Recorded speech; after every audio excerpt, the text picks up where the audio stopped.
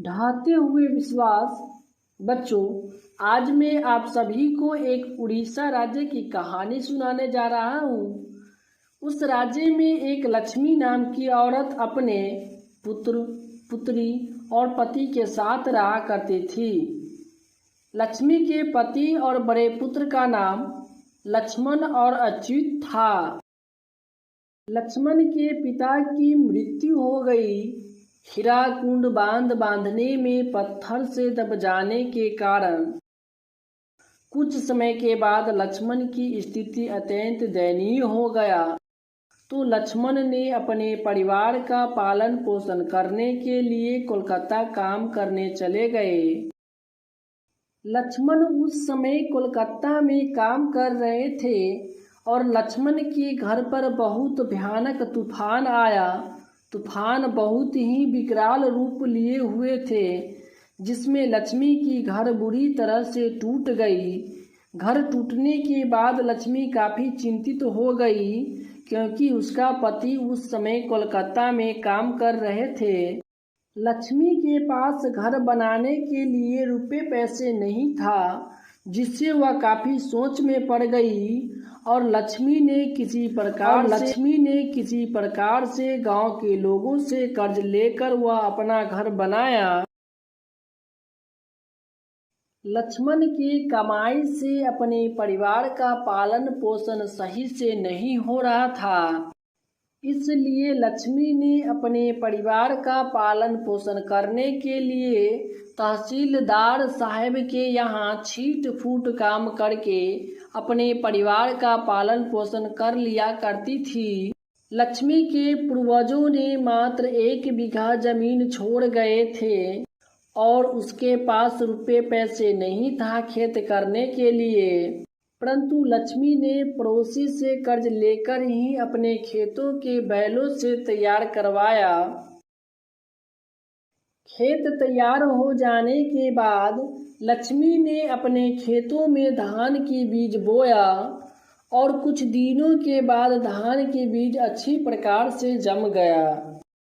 कुछ दिनों के बाद चारों ही तरफ खेत हरी भरी लगने लगी, लेकिन उसे पानी की जरूरत होने लगी।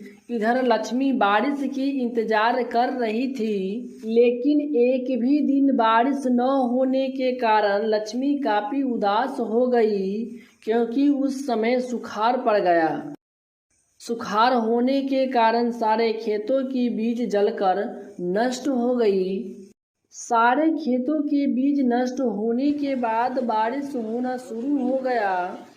सारे खेतों के बीज नष्ट होने के बाद बारिश होना शुरू हो गया। यह बहुत अद्भुत कहानी है। लक्ष्मी का घर देवी मंदिर के किनारे और दलई बांध के नीचे था। वाकई में लक्ष्मी के दरवाजे से दलई बांध दिखाई देता और घर के छप्पर से नदी का पानी दिखाई देता। अब बारिश दिन रात होने लगा, जिसके कारण गांव के लोगों में बाढ़ की चिंता समा रहा था। लक्ष्मी के गांव में एक ज्ञानी और बुद्धिमान व्यक्ति गुणनिधि था। गुणनिधि ने गांव के युवकों को स्वयंसेवी दल बनाकर बांध की सुरक्षा में सब संलग्न थे, लेकिन लक्ष्मी ने अपने बड़े पुत्र अच्युत को दलई बांध बांधने के लिए भेज दिया, परंतु सभी लोगों ने अंधाधुंध बांध बांधने लगे। लेकिन बारिश रात दिन होने लगा। बारिश रुकने का नाम ही नहीं लेता। इसी प्रकार से बारिश होता ही रह गया। इधर दलई बांध टूटने का संभावना है और लोगों में काम का जोश भरा हुआ था।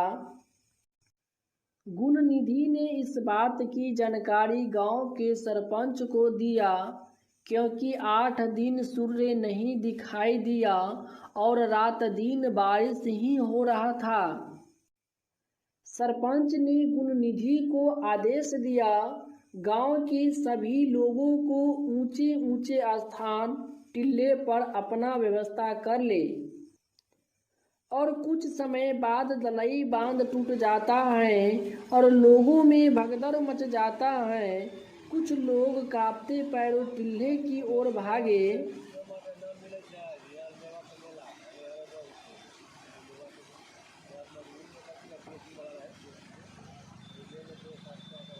कुछ लोग स्कूल में ही भर गए और देवी स्थान भी भर गया, लेकिन लक्ष्मी अपने बड़े पुत्र अच्युत के इंतजार में रह जाते हैं। अच्युत को न आने के बाद लक्ष्मी ने अपने दोनों बेटी की ऊंचे स्थान की ओर भेज देती है। कुछ समय के बाद अच्युत ने माँ माँ चिल्लाती है, लेकिन लक्ष्मी इधर उधर देखती है और अच्युत नहीं दिखाई देता। लक्ष्मी ने अपने गाय बकरी की पगाह खोल देती है और माथे पर बर्तन चूड़ा और हाथ में छोटा पुत्र को लेकर ऊंचे स्थान की ओर निकल पड़ी। लोगों का विश्वास और आस्था था कि देवी मंदिर मां चंडेश्वरी की स्थान ऊंचा है, यह स्थान पर बाढ़ का पानी नहीं आएगा, परंतु वह स्थान भी बाढ़ से डूब गया। इसलिए देवी मंदिर मां चंडेश्वरी पर से लोगों का विश्वास उठने लगा। लक्ष्मी को पहले पैर, घुटना, कमर और कुछ दूरी पर गर्दन तले पानी हो गया। ऐसी अवस्था में लक्ष्मी ने एक बरगद के पेड़ पर सूंड के तले चढ़ गया और वह बेहोश हो गया। और कुछ समय बाद उसकी आंखें खुलती हैं तो उसका छोटा पुत्र कहीं नहीं दिखाई देता। लक्ष्मी काफ़ी घबरा गई, क्योंकि चारों ही तरफ लाशें ही लाशें दिखाई देता है।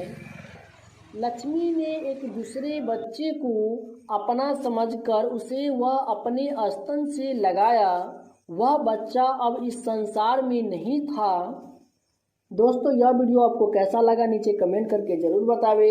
यदि यह वीडियो आपको अच्छा लगा तो लाइक कमेंट सब्सक्राइब करना ना भूले, जिससे कि हर नोटिफिकेशन आपको समय समय पर मिलता ही रहेगा। फिर मिलते हैं अगले नेक्स्ट वीडियो में। फिलहाल तब तक के लिए जय हिंद, जय भारत।